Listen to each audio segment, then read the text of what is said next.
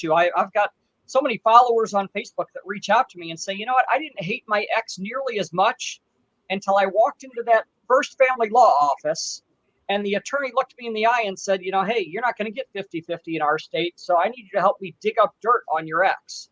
Yeah. Because they know you'll give up on your car, you'll give up on your house, but you're not going to give up so easily on your kids, and they can rack up those billable hours.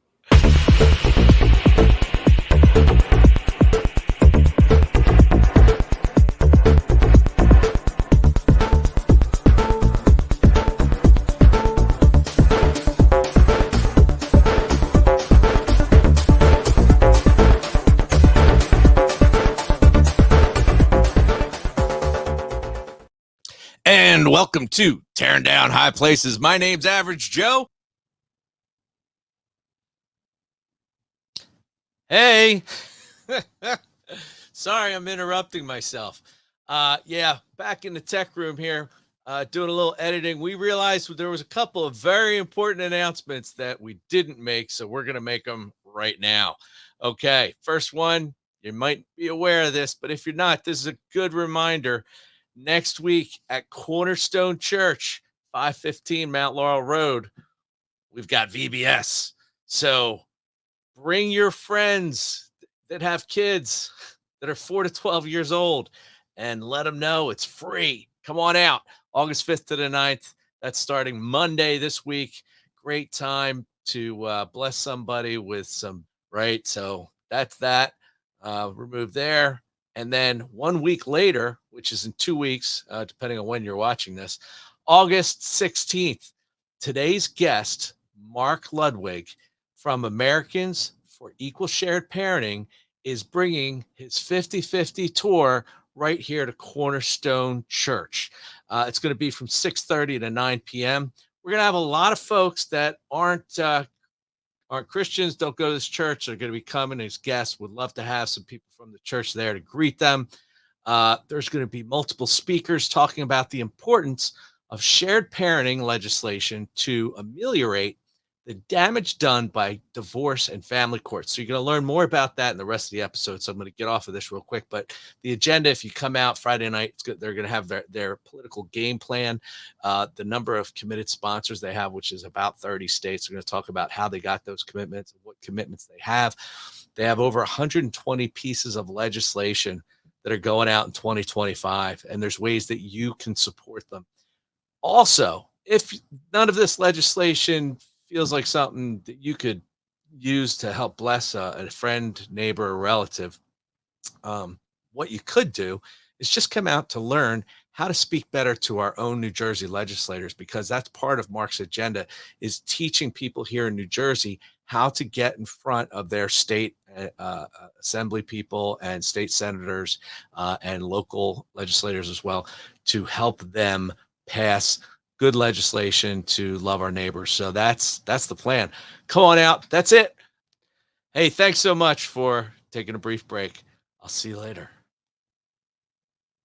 I'm here today with Pastor Tim, and we have a very special guest, Mark Ludwig from Americans for Equal Shared Parenting. I could probably talk about Mark for 10 minutes. I've known him for several years. Mark, thank you very much for coming on Tearing Down High Places.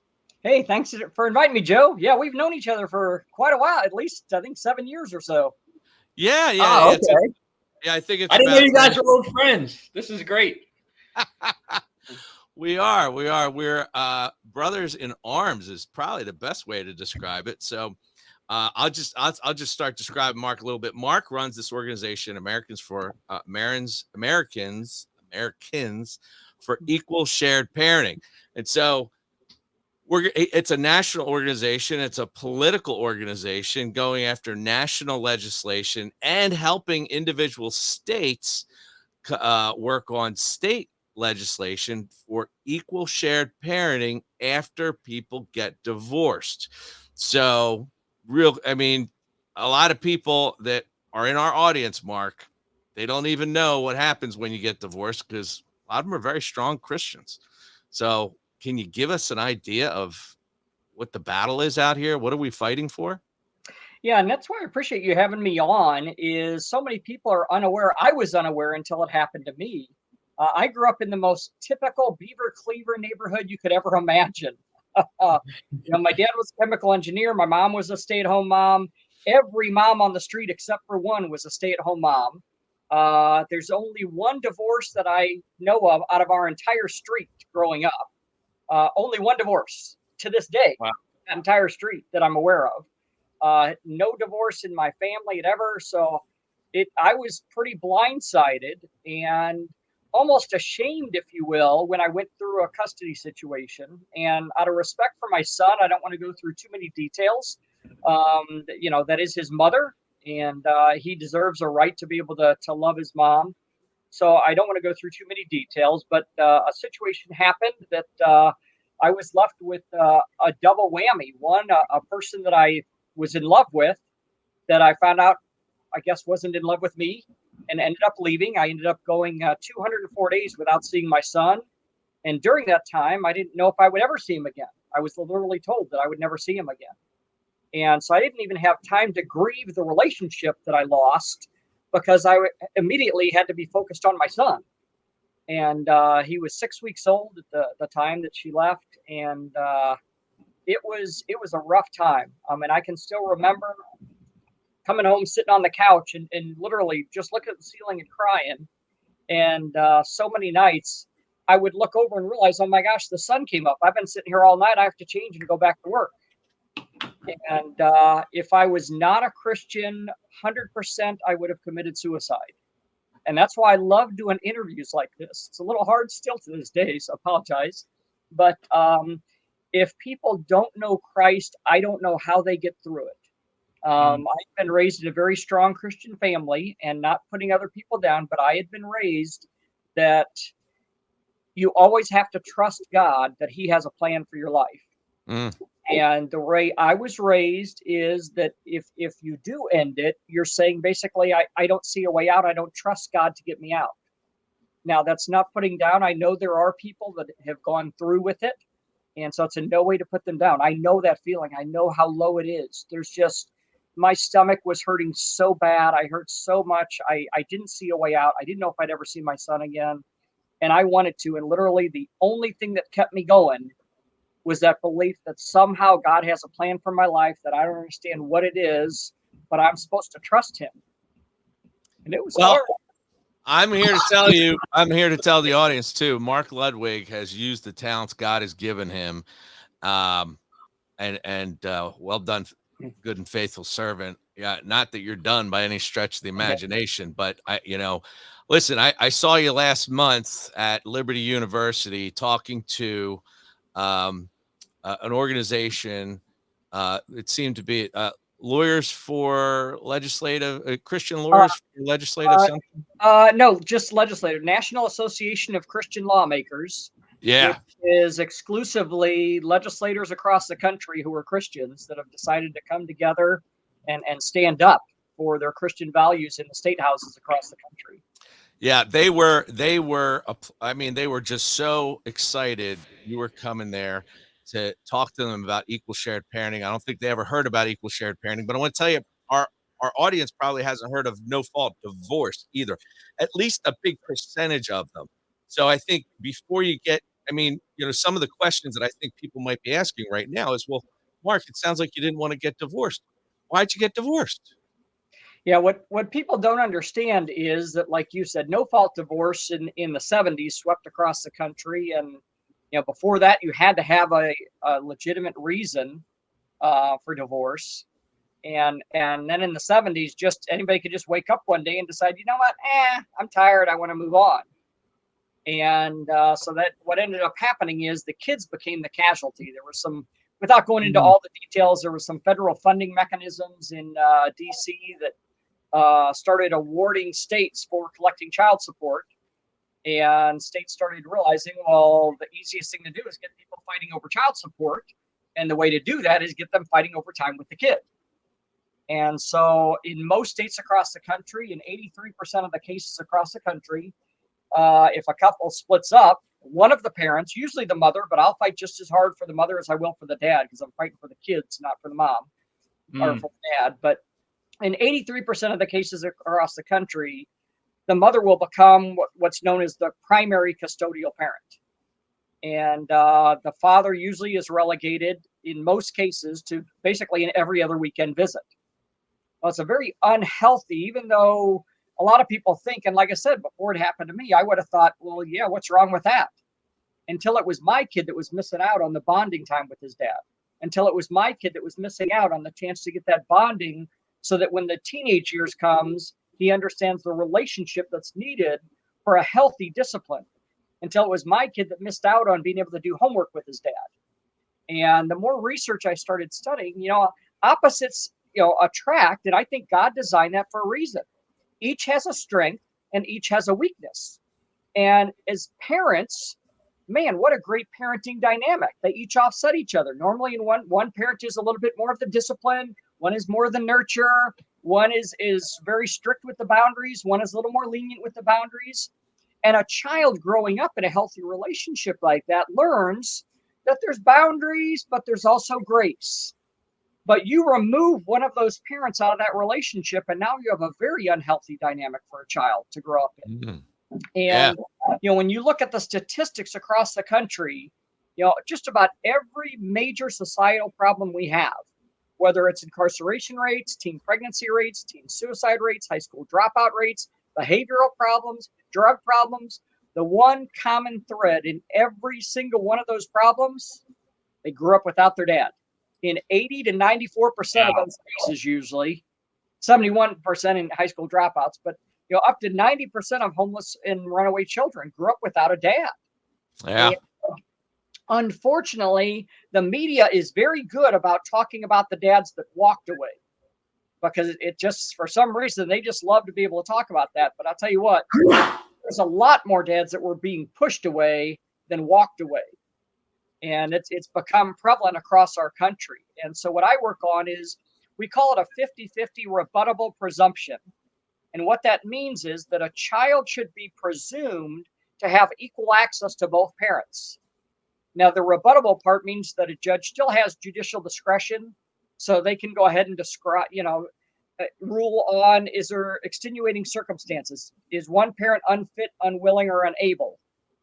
But you have to be able to prove a reason before you just rip a parent out of a child's life. You don't arbitrarily say, yeah, you know what, we're just going to let you, because imagine a child in this situation. Imagine a child that only gets to visit a parent every other weekend. In their mind, they're wondering, does my dad not love me? Am I not worthy enough? Is there something wrong with me? And because they can't articulate the questions and concerns that they have, that's what leads to the confusion that ends up leading to the behavioral problems, the drug problems, the runaways, all the other problems start out because a young child can't articulate. They're already confused enough that mom and dad aren't together. But all of a sudden, immediately they're hit with the fact, why do I only get to see, I love them both the same? Why do I only get to visit with one parent? And they never really feel like that second home is their home. They feel like they're visiting. They feel like a suitcase kid. And for the dads, we become a Disneyland dad, which a lot of people think sounds fun. And it may be fun. The challenge is, fatherhood isn't just about fun. Fatherhood is about responsibility. And God entrusted me with raising a son. And part of that raising the son means I have to be able to discipline him during the teenage years. I have to show him the boundaries when he's young. And my son needs to see that I can help him with his homework, that I can get him ready for school. And he needs to have that bond. If a child only visits with a parent on weekends, there's not a lot of boundaries, because the kid knows they can get away with a lot on Sunday. Because the last thing a dad wants to do is discipline a child on a Sunday, knowing they're not going to see him for 2 more weeks. And now and sometimes in between 9 and 13% of the cases that are extremely toxic, you have a custodial parent that will intentionally use that against the other parent. Gosh, you probably don't want to see your dad because you got in trouble last time you were there. Instead of reinforcing the boundaries that the child should have had, they're using that against the other parent. And so many times, and I'm part of a community of what we call the shared parenting community online. There's about 1,200,000 people, both fathers and mothers. But I get calls every day from people that said, I haven't seen my child in 5 years, 10 years. They've been alienated against me, brainwashed against me. And what I've been getting a lot of in the last few years is people in their 20s that say, from the age 12, I never saw my dad. And I was told all the stories about how they hated me and didn't want to be a dad and didn't love me. And I finally tracked them down last year and found a banker's box full of return to sender birthday cards and Christmas cards and Thanksgiving cards and bankruptcy papers, because they spent every dollar they had fighting a custody battle and ended up homeless, and finally had to realize I've got to put the mask on myself and hope and pray that my child comes back to me. And I've got two good friends of mine, one of which testified in the Missouri Senate this year, or a year and a half ago, that exact same thing happened. She said, you know what, I grew up not really knowing my dad, finally got a good relationship with him, only in time to watch him die of cancer 6 months later. And I lost all those memories and all those chances with my dad that were stolen from me because of lies. And so, like I said, what we want to try and do is get both parents involved. What the courts want to do is create this adversarial relationship.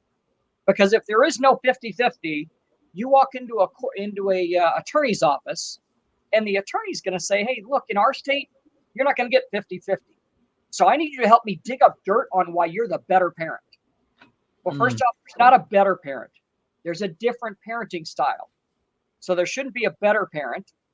But more importantly, here's a couple at the most vulnerable stage of their relationship where they're trying to move on, and an attorney is digging up all the memories. And man, if you're going through a divorce and a breakup, the last thing you need to do is be thinking about the worst things about your ex. That's just asking for problems when you're trying to raise it. And the big problem is, how many marriages could have been saved if you would walk into that same attorney and say, look, you're probably going to get 50-50 anyway. Yeah. And now, instead of digging up dirt, there's a chance of reconciliation. Mark, I am so grateful we're having you on to talk about this. I'm afraid people are going to need to rewind and listen to that again, because what you just said was there was no fluff. You got no room for people to really bring it in. I think a lot of folks are saying, I don't see that too much. Most people I know aren't, unless their kids are, I mean, if they're homeschooling their kids and they're going to a decent church, the problem is they don't see this is the culture outside the church. It's crumbling down all around us, and our churches are shrinking. We're retreating from the culture. Why are the reason churches are shrinking? They always say that if a father is born again, that family is very, very likely to go to church and the child to continue in those footsteps. And what's happening is, in churches across America, in almost every church, there will be a single mother's group. But I'll tell you what, there's a lot of men's groups, but I don't see too many churches that have a dad's group. And that's one thing that's missing, is that father-child relationship in most churches. Feminism has definitely infiltrated the church. And we talk about feminism on Tearing Down High Places all the time, right, Tim? Oh, yeah. It's one of the highest places out there. And man, Mark, what you just said, there was nothing wrong with what you just said. Everything that you said just made complete logical sense, especially about the part when you go to court. Why are we assuming one is going to be better than the other? We can't go in with that assumption. You want both parents in the home, because even at best now, if parents get divorced, at best, you're going to get 50-50, but you're already missing out on 100-100, but at best 50-50. And it's so crucial. Look at all the stats. It's so crucial to have both parents in the home, especially the father in the home. I mean, those stats that you pulled up earlier, Joe, there they are again. That is insane. I didn't know the stats were that high on that. And that would make sense. There's probably even more stats that are not even, like, you can't even make the stats up, but there's so much issues, even talking about church. You can't really probably get a stat for that, but yeah, if the dad is born again and they're bringing their family to church, it's more likely that the children are going to grow up and do the same thing. But if the serial killers isn't on there. Serial killers. Yeah. Well, almost all fatherless. All serial killers are Over fatherless. 90%. Yeah. Yeah. But another thing too, a lot of people don't realize, people think for some reason, and once again, I don't believe there is a better parent. And I will literally, and I do, fight just as hard for Yeah. ask me. They, a lot of Oh, times we lost him. He's Yeah. right back. a lot of times I I'll get just people, shuffled the deck, man. Sorry. well, I get a lot of times people ask me, well, hey Mark, your son's 14 now. He's at an age where he could ask to live with you full time. And I don't want that. And two reasons I don't. Number one, a child should never have that burden on their shoulders where Yeah. they have to choose between a parent. That is a Yeah. horrible thing to put a child in that situation. But the other thing is, there is no better parent. I love Levi enough that I want him to have a relationship with his mother, in spite of the fact that the first 5 years she did everything to keep me out of his life. It doesn't matter. He needs her in his life, and I want her in there. But what a lot of people, the perception is that a single mother is better at raising a child. But I tell you what, the statistics don't prove out. The number one relationship for a child is an intact married family. Right. But the second is a single father raising a child. Believe it or not, a single father raising a child is just barely below statistically when you look at outcomes as far as academically, emotionally, socially, on all the issues. A father raising a child by themselves is just barely behind an intact family. But a mother After a raising a certain child number of years, though, right, Mark? I'm sorry? After a certain number of years, after like 5 years or 4 Yeah. years. Yeah, exactly. Well, you say that, Mark. I can't think of one benefit that the child would have, even with the parents separating. I mean, there's so much that can go wrong with the parents separating. Why are we not fighting as hard as we can to try to even make the situation better? Because I can think of so many benefits of having both parents in the home, but I can't think of a whole lot of benefits of having, even thinking about, even if you have two really great parents, it's hard to live one place and then you got to go to another house. And then there's so many issues that can arise. Someone moves to a different state, whatever it is, it's hard. And it's like, you look at the parents that get divorced, it's hard on them, but I don't think we're thinking about how hard it is really on the child, maybe even harder on the child when parents get divorced. It doesn't make the child's life easier at all. Well, and that's one thing I've worked on legislation, and Joe's aware. I've been very fortunate to be a part of. A lot of people give me more credit and recognition. They say that I passed bills. I didn't pass bills. I was part of a team. One guy isn't going to pass a bill in a state, but I've been very fortunate to work with some great people across the country. And we've now passed that, what I call 50-50 rebuttable presumption in Kentucky, Arkansas, West Virginia, Missouri, Florida. We passed a smaller version of that in New Hampshire that was just signed by Governor Sununu this past week. So we're making progress. But one goal I have next year, we're going to be filing legislation that specifically deals with what you were talking about. The welfare system, back in the 90s, there's what they call Title 4D that has to do with all the welfare benefits. And most of those welfare benefits started out that the only way someone could collect those benefits was to get the father out of the home. And if you look at most of the major cities across the country, that rampant crime, drugs, violence, everything. And the reason is they took the dads out of the home. Mm. A lot of people aren't aware. That's part of TANF, which is part of the welfare benefits. There were 4 purposes in 1996 that were written into the code that a state was allowed to use those benefits for. The first 3 of which, a lot of the radical feminists jumped into the state legislatures and pushed hard, because the first 3 of the 4 purposes that a state can use that money for all require a father to be outside the home. So if you can get the dad outside the home, you can collect the welfare benefits. Well, there's what's known as Purpose 4. Purpose 4 specifically says and I this is terrible. I can't believe I'm on camera and I can't remember the verbiage now. I'm drawing a blank, but it basically says for the reunification of the family unit. States have money that's being given to them from the federal government to spend. And right now, states are spending that money to drive dads out of the home instead of saying, hey, here's an at-risk couple. Can we get them into some mediation? What other things can we do to try and get that couple working together? That money's already out there. We just need to repurpose it from encouraging divorce to encouraging reunification. So this year, Mm. Missouri, we for sure already, I just met with several sponsors in Missouri, but we're going to be starting to file that bill across the country. It should have bipartisan support. I just can't imagine why any legislator, unless they're a family law attorney who makes their money in divorces, why they wouldn't be for encouraging reunification of parents. Well, I was just gonna say, Mark. I mean, and you're free. You're among friends here, where you can say it. There's a spiritual war out there that is going on, and they want to destroy the family, and they're very effective at it. And the goals behind it, it's funny. You said radical. You mentioned radical feminists. I'm thinking to myself, what kind of feminist isn't radical? But unfortunately, we've had feminism around for so long, it's now steeped into the culture, and people just think like feminists naturally. And I think we talked about feminism in the church. It's something people just accept. They don't think, they don't read their Bibles, they don't study, they don't understand the consequences of no fault divorce, and free access to unlimited access to all sorts of wickedness.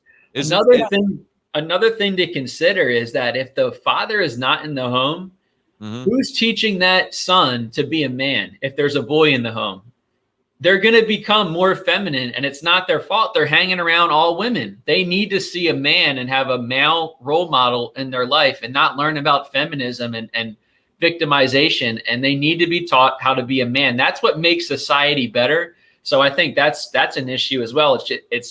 That's things that might not be visible, but it's true that when you look at sons that grow up with their mom, some of them work out and they're manly men, but a lot of them, they have feminine traits that need to be ironed out, and they need a man to see an example and lead by an example.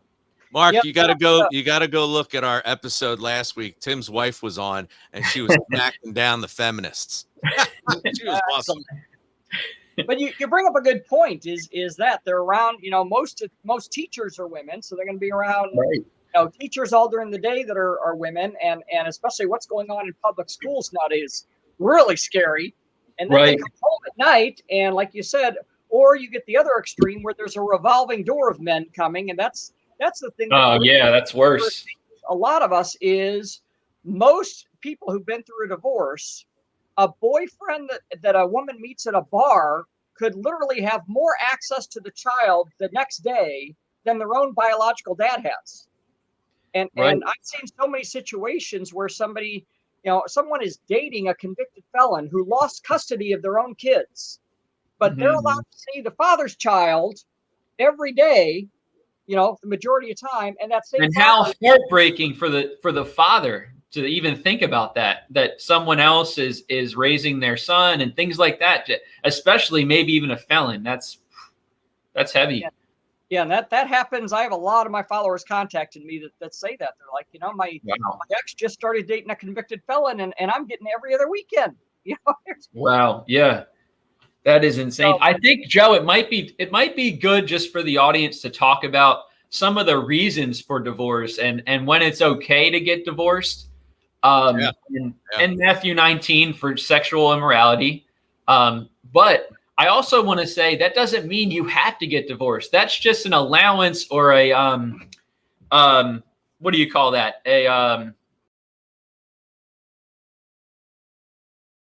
You're allowed to do it. Doesn't mean you have to do it to get divorced. Sexual immorality, and then if the unbelieving spouse leaves and departs and separates, God says that you're free, which is good, but it's not great for the children.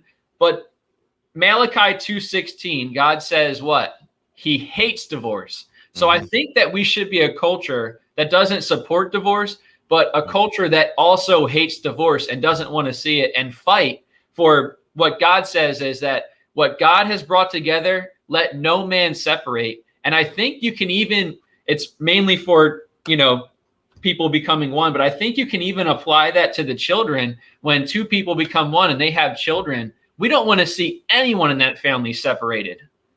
And we don't want to support that at all. So I think just to give some biblical grounds of divorce might be good.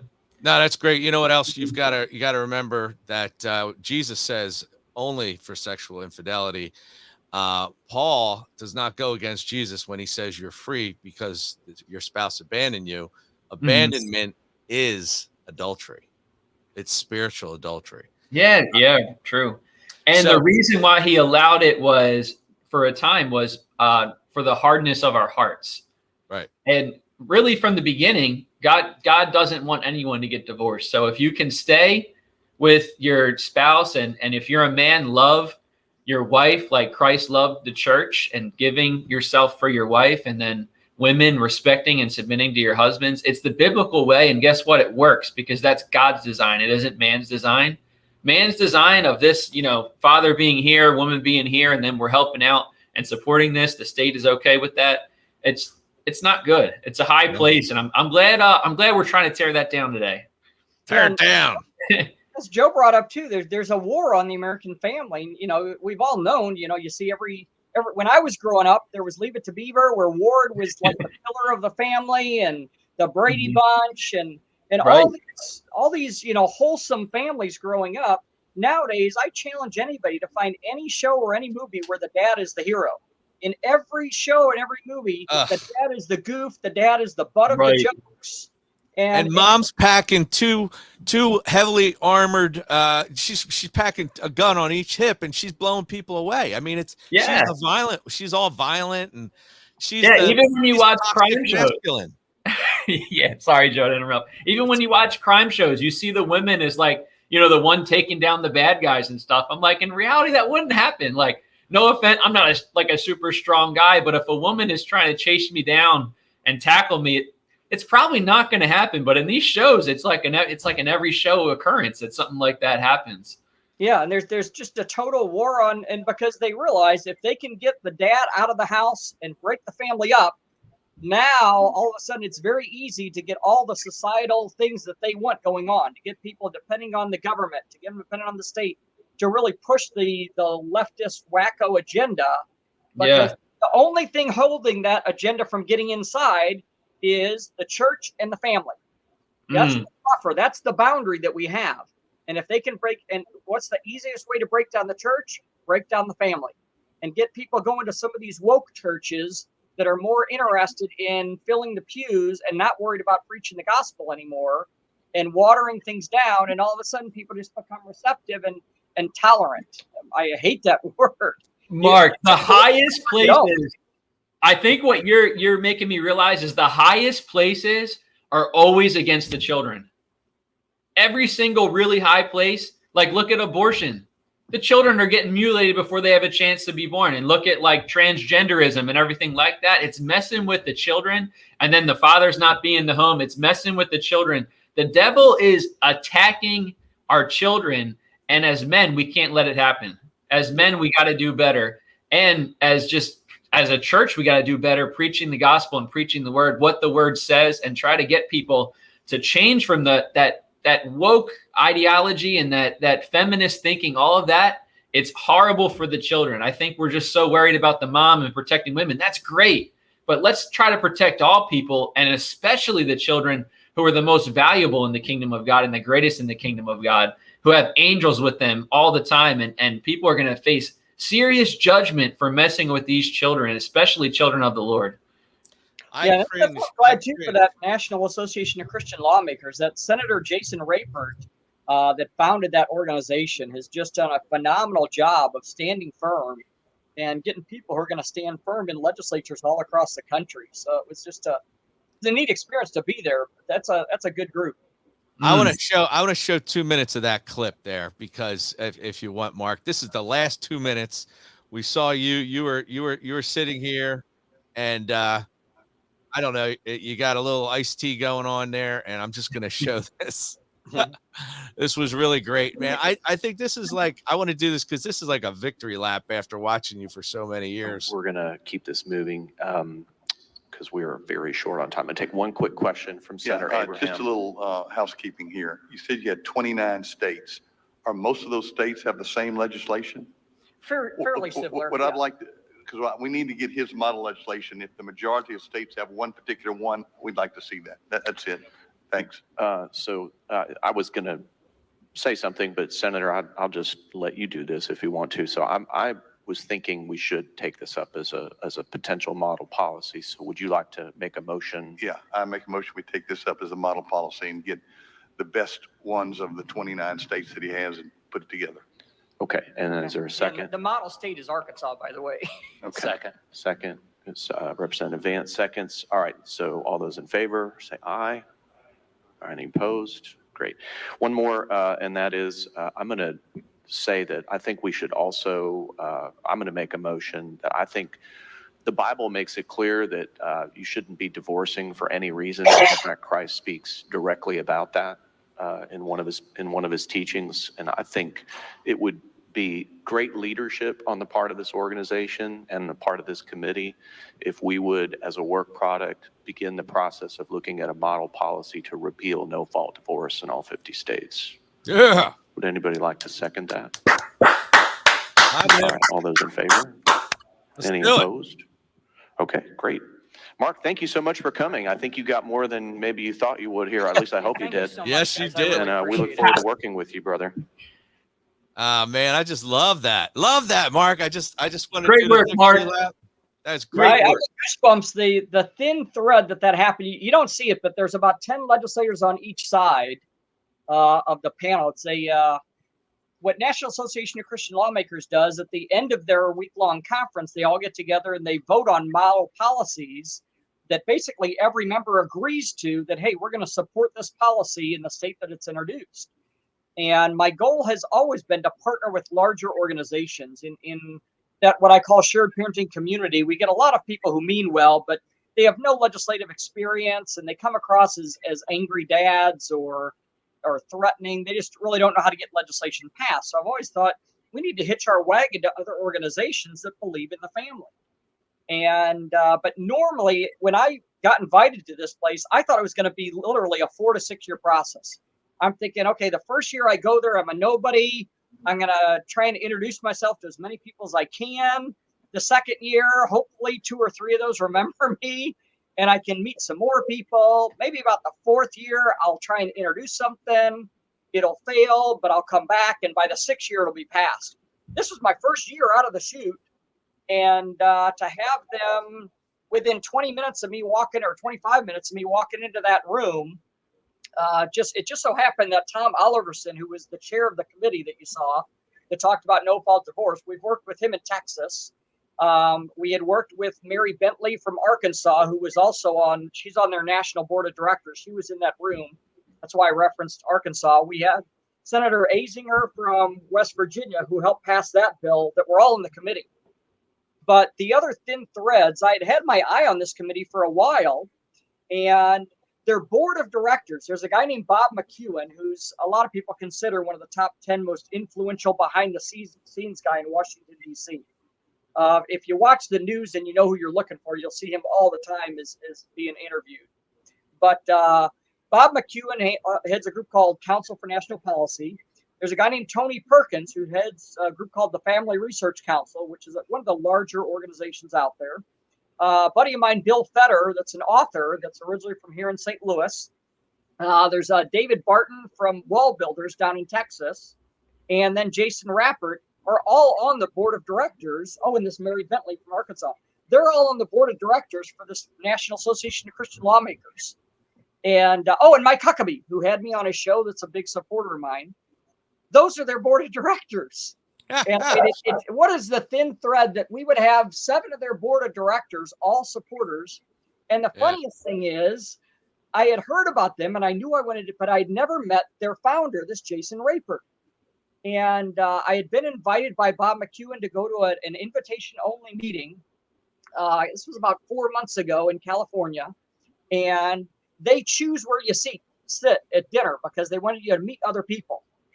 And a girl named Gina Indelicato from down in Arkansas and her husband, Patrick, had been telling me, Mark, you've got to meet this Jason Rappert guy. You've got to meet him. He is exactly what you're looking for. For 2 years, they've been telling me this. And I go to this dinner and I sit and I look next to me and he isn't there yet, but I see the place setting says Senator Jason Rappert. And I'm like, oh my God, this is great. So we start talking. We have a great conversation. I mean, immediately hit it off. And that's when he starts telling me who all of his board of directors are. And then he invited me to speak immediately 3 months later. I mean, the thin threads that I just cannot imagine that happening. Within 3 months being invited by the founder of the organization to come speak, and 3 months later having them pass model policy. A lot of people give me credit. I'll tell you what, I'm not being humble at all. That was God. It really was. Amen. Threads that had to happen to make that come about. That was just, when he said, Mark, it's probably more than you were expecting. I'm serious. I still am sitting there going, how did that happen? I mean, I couldn't have planned that if I wanted. I was blown away when I saw it, brother. I guess I missed a couple of years of stuff that you guys been doing, and man, I was just so happy, so excited to see that, and thank you for being ready to serve and just being on the front line. You know, you just got to show up, right? You know, you don't want to take credit, but you've been showing up for a long time. So Yeah, I put everything congratulations. I have into this. I volunteer between 40 and 60 hours a week. That's not an exaggeration. Yeah. Last week I was in Denver for meetings, and literally my day started at 6:30, and there was one night I was up till 2 a.m. Well, let's not let the audience think that everything's done. What needs to happen next to keep this momentum rolling? And it looks like, I mean, look, that event we were looking at, just for the audience, that was at Liberty University. These are a bunch of powerful Christians across the country. We do have them. They are in some seats of power. We got to hold on to that. We talk about that all the time. We got to hold on to we got to empower our Christians like Mark Ludwig that are getting involved in government. We got to empower them to do more good work. So what's next, Mark? I'm glad you mentioned that, because we've got a long way to go. And I give the example. It's just like what a lot of the people out there, the wackadoos out there, you know, they didn't change policy overnight to where, you know, what we saw in the Olympics with that opening. I didn't watch it, but I've seen all the screenshots of the opening ceremony of the Olympics. But people look and they think, how did we get to a society where it's acceptable to, on TV during prime time when kids are watching, to be having a male, you know what, hanging out of his pants that people saw, and you know, all the different, you know, the gay and lesbian and transgender and all that kind of stuff going on. It didn't happen overnight. Mm-mm. It was a very small, they nicked here and then here and then here and then here, and all of a sudden. So subtle. And so what we need to do is, and that's what I'm working on, is the same thing. My start is working on that rebuttable presumption, to realize that kids need both parents in the home. But it doesn't stop there. We need to keep on going to say, you know what, we need to keep that home together in the first place. And that's why I was talking about that purpose for funding for family reunification. But we can't go from where we are to where we need to be in 1 year. It's not going to happen. So what we have to do is slow little process to get society to realize, wait a minute, this is unfair that the children are missing out on one parent, you know, after divorce or separation. We need to get that child reunited with both parents. Then we can start really building and realizing, you know, if they're together, you know, parenting together anyway, why don't we try and save the marriage? And like I said, we do the reverse of what's been done to society over the last 50 years. So I do have, so far we've passed legislation in, like I said, 6 states. We've got a lot more to go. This year I'll be introducing legislation. It was going to be 29. Now it's up to 30 states that I'll be introducing legislation in. And we've got a lot to go. So anybody who's interested in helping, we'd appreciate the help and support. What's your website, Mark? The organizational website is Americans for Equal Shared Parenting. So it's AFESP.com. So AFESP.com. I do have a very big Facebook presence on my personal page, though. For some reason, Facebook shadow banned the organizational page. I guess because it has the words American in there. I don't know. But Wow. if you go to my personal page, my reach on that has been in the millions. So if you just look for, oh yeah, very good, yeah.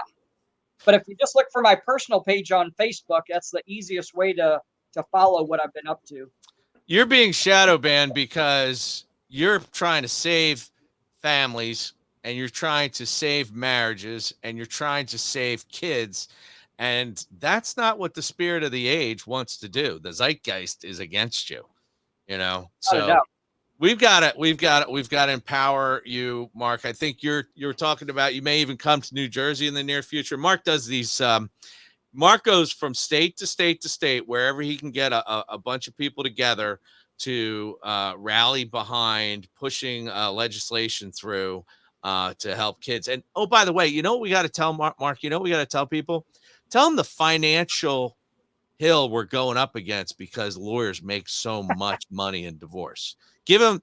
I always go back to that example from the movie Divorce Corp that says that it's $1 million, $1 billion with a B, spent per year on weddings, and 50 billion spent on divorces per year. What's the new numbers? That's all pre-COVID. I think that was a 10-year-old number. Where's it at now?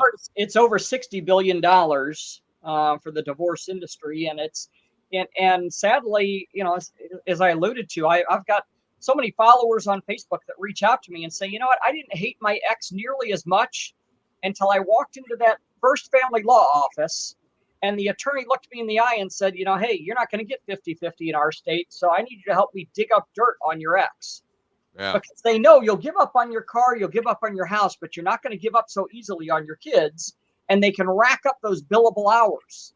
And it racks up. I've had several people personal friends of mine that spent over $500,000 on a case only to end up getting 50-50, which is what they should have gotten anyway. And what percentage of parents do you see getting zero custody, if not in court immediately, but a few years down the road functionally because one parent has complete control, or just in the court too? I mean, like, what percentage of people just get no custody whatsoever? I think you said 13 or 14%.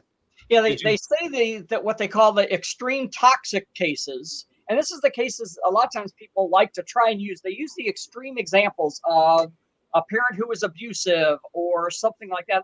That's not the average parent. I always tell people that's like going under the assumption that every person who drives a car gets a DWI. You know, yes, some people get a DWI and they've proven they're not a fit, willing, able driver. But the average driver out there isn't a DWI driver. Well, the average parent out there isn't abusive.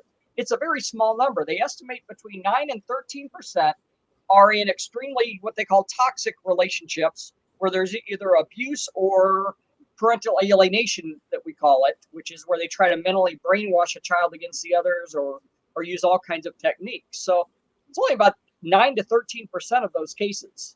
But Right. it is so sad. Like I said, I've seen so many of those cases where people have called me crying saying, I met my dad for the first time today.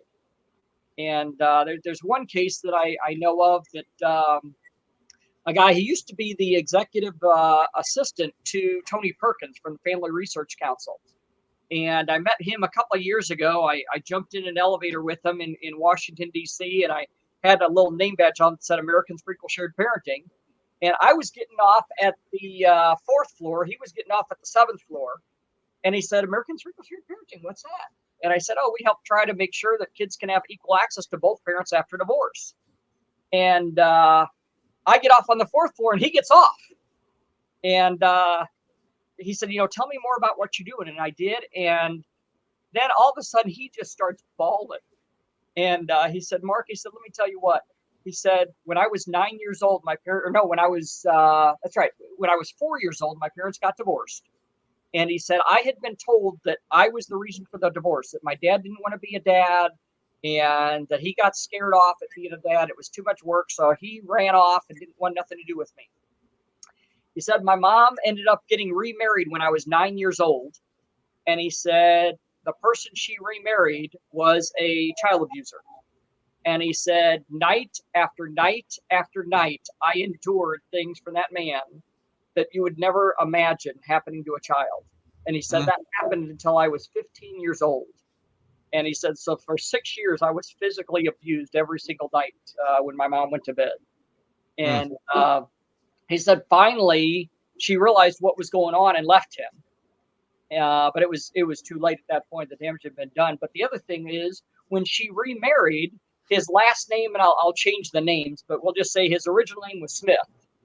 And the new dad's name was Joe, or we'll say Stevens. Okay. So he said, I was adopted and I was given the adoptive or the stepdad's name. And I became, so-and-so Stevens. And he said, I lived my whole life hating my dad and resenting my dad. He said, I blamed my dad for the abuse that I went through and all the rapes that I had to endure. And he said, finally, I was so mad at my dad, I wanted to confront him. So he said, I tracked him down when I was 31 years old. And I didn't want to give him an out. I wanted to show up at the door. I wanted to call him and set an appointment. I'm showing up at the door. I want him to look me in the eye and answer. And I want him to know what I had to endure because he walked out. And he said, Mark, he said, I show up at this guy's door. I knock at his door. And he said, instantly, he could tell that I was his son. And he started getting tears in his eyes. And he said, I'm so-and-so. And he said, I'm your son. What do you have to say for yourself? And he said he went to the closet and pulled out a banker's box. And he said he immediately started showing me return to sender birthday cards, Christmas cards, Thanksgiving cards, everything. And he said, and then he finally got to the part where he showed me the bankruptcy papers. And he said, son, he said, I spent everything I had, every ounce I had. I lost my job because I was going to court. All I could think about was you and wanting to be a dad to you. And I finally lost everything I had. I was out on the street. And he said, I finally realized I just got to put the mask on myself and hope and pray. And he said, son, I've been praying for this day all my life. And so he ended up telling me, and then he shows me his name badge. And remember, he said his original name was Smith. And he goes, Mark, I'm a Smith again. I got my name back. And it was beautiful. Just amazing that he's rebonded with his dad and the relationship that they were able to get back and everything. I hear those stories all the time of people, and it's sad, but so many kids are growing up hating their dad because they only got half the story. They didn't get the truth. And so I would encourage, if there's people out there in that situation, and there's an organization out there called the Anti-Alienation Project with a girl named Maddie out in Utah that has done sorry, this is hard to talk about stuff, but a girl named Maddie, and she basically, that's the same thing happened to her. Now, fortunately, she was 19 or 20 when she reunited with her dad and found out the truth. But she goes to college campuses. And so she'll go to like CSU and set up a table with a huge banner that says, have you been told that your dad doesn't love you? And wow. She started doing this within the last year. And I bet you it's so common. Oh, already she is getting so many people that come back a week later crying to her saying, Maddie, thank you so much. I tracked my dad down this week and I found out I've got a relationship with my dad again. And so I just applaud Maddie. I love what she's doing, but she has a goal to be on college campuses all across the country, help reuniting kids with their parents. That's wonderful. Wonderful. Well, Mark, we're at the top of the hour. I know we got a couple of minutes before we do our traditional sign off, but I just want to say, is there anything else that we need any information we need to get to people, phone numbers, web addresses? We got aafesp.com listed up there. You mentioned your Facebook page. I don't think that was an easy address to get to, but. Hey, I got to it. I got to your Facebook. I just followed you. I love your post. You had a couple posts I'll share real quick. You just posted a couple quotes.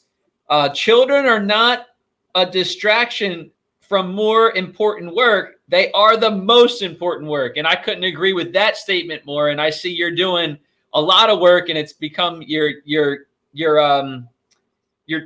motivation in life and what you've been doing. And then another quote I like: if you want to see the true measure of a man, watch how he treats his inferiors, not his equals. And hey, that's what Jesus did when he came to the earth. He was God walking around, and he treated humans very well. So, hey, I just saying, just great. Not that these are your quotes, but these are type of things that you post, and I already love 2 of them. So I'm happy to be a follower. Yeah, very much. I started writing a journal to Levi during the 204 days that he was taken from me, because I didn't know if like I said, I'd been told I would never see him again. And I'd heard horror stories. So I thought, well, I'm going to start writing him notes. I never put his mom down, but I just wanted him to know I was thinking about him. So I put it's more of a father-son bonding. It's not a attack on his mother in any way whatsoever. It's pretty much, he's not even a part of it. It's just thoughts of what I want my child to know if he tracked me down someday. And matter of fact, hold on here. I've got, since I'm actually I did the wrong one. I was trying to share his page. But yeah, these are the I've got a whole drawer full of these. Wow. Literally, almost every single night since he was born, I've written to him. And I have a whole drawer there. There's about 40 of them in that drawer. And then I've got another 20 something in a safe deposit box. But Wow. he also started putting, as he got older, life lessons like that about, hey, if you ever go into business with someone or if you ever date someone, take them out to eat and observe how they treat the waiter or waitress when you don't, they don't know you're looking. Watch how they treat somebody who's a special needs child. Watch how they treat a pet. It's going to be a very good indicator of their character. So I've got a lot of life lessons in the journal. Fortunately, I'm still around and I can teach them some of those. But so getting back to what people can do, I think the most important thing is a lot of people when a couple splits up, they almost want to take sides. And, if they've been friends with the wife, they want to, gang up on how bad the dad is. And I encourage people to take a stand and say, not to put someone down in front of a big group. I don't like when people, you don't counsel someone in a group. You do it in a private setting respectfully. But people need to be bold enough to be able to say, hey, you know what? I know you're hurting. But try and always remember that's your child's other parent that you're talking about. I know, especially in the first month after a breakup, it's the thing to do, I guess, but we need to stop that. That's not the thing to do. And I'm very big on that. Even with people, I have a lot of dads following me that want to rail on their spouse and I stop them. We're not in a group setting where I would embarrass them and we're private. I will always stand up and tell them, hey, look, I understand you're hurt.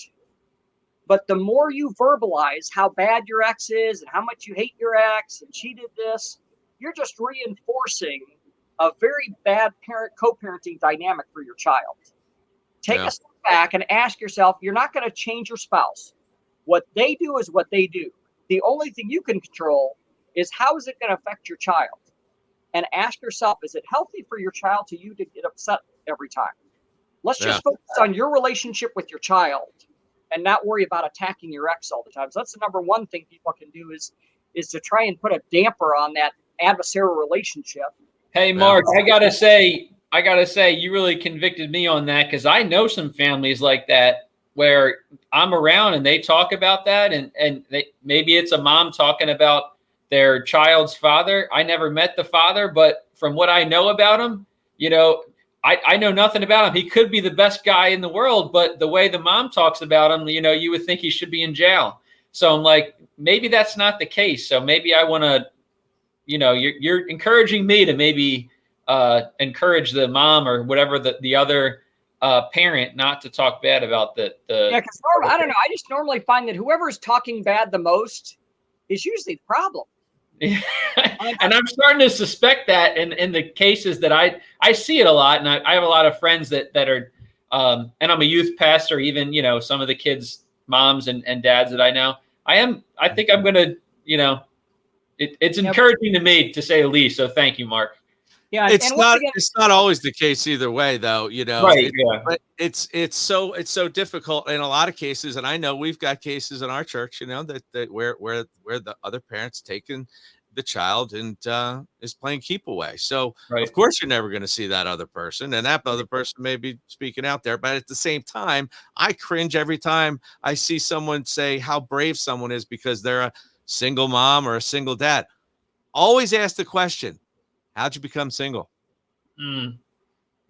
Always ask politely with best intentions and praying that there's a good answer. But if there's not, there's an opportunity to disciple. Yeah. But yeah, just a lot of prayer that we can slowly, like I said, it's going to take some time to make change. And that's the hardest thing. It never happens as fast as you want it to, but we got to start turning things around slowly. So if people can be in prayer and I could use a lot of prayer. Fortunately, I've got just a great pastor. If you've ever heard of the group, Phillips, Craig and Dean, the contemporary Christian music group, that a lot of their worship music is in a lot of churches. But Sean Craig is my pastor here in St. Louis. And I believe he's one of the best-selling artists of all time. It's in the hundreds of millions, I know, of downloads. If you Google Phillips, Craig and Dean on YouTube, it's staggering the numbers. But does he have to do worship every week, or has he got someone else doing it? That's it. He will never play in his own church because he said, I don't want people coming to church for Phillips, Craig and Dean. Yeah. Our church is named Crosspoint. And he said, Mark, the reason our church is Crosspoint is because the focus is the cross. If the focus ever becomes me and my singing, this isn't a church that you should be going to. So even though he's one of the biggest downloaded Christian artists of all time, he will never play ever in our church. And Maybe at a men's barbecue or something. He does for volunteers. We do a once a year volunteer thing for all the people that volunteer in all the different areas. Yeah. And Phillips Craig Dean comes in and does a free concert for the volunteers once a year. Nice. But he's been a great mentor to me to help keep me grounded, to realize I'm the messenger, I'm not the message. We get a lot of people in the shared parenting community that start out fighting for kids. And almost after a while, it's almost like they want a trophy or a monument designed after them. And I don't mean to put them down, but it is, when you start getting that much attention on social media, it can go to your head. Yeah. And I still have a long way to go, but I work very, very hard to make sure that I stay grounded, to realize it's about the message. It's not about me. I'm just a messenger, and I'm very grateful to have been in the short term here chosen to be that messenger. But if people can be in prayer for me, that I will always keep that in mind, and to pray for my efforts, because it is very hard. As I said, financially, it's a struggle. I mean, not to brag, but I think I'm a semi-intelligent guy that if I wanted, I could get a pretty decent career going. But I feel this is my calling in life. And rather than having, tons and tons of money, I'd rather know that I made a difference, so that someday other kids aren't going to have to go through the same thing that my son went through. So if people could be in prayer for that, I would greatly appreciate it. Amen. Absolutely. Mark, thanks so much for being on the show. I know you've got to go. We do a little outro, and I don't know if you've seen any of our other shows, but what we do, just so you can participate, is we pick a brother up, then we tear a high place down. So just kind of wing it, jump in. So are you ready, Tim? I'm ready. All right. So when you see a brother down, pick him up. Pick him up, lift him up. And when you see a high place, tear it down. Tear it down. Down. There you go.